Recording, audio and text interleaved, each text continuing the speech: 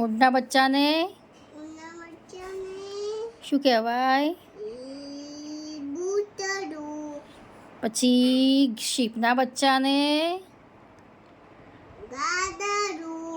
ગાયના બચ્ચાને કૂતરાના બચ્ચાને પછી મિયાવના બચ્ચાને પછી ભેંસના બચ્ચાને પછી બકરીના બચ્ચાને ઘોડાના બચ્ચાને ગધેડાના બચ્ચાને શું કહેવાય? Very good. ઘોડાના બચ્ચાને બોલો વાછેરું.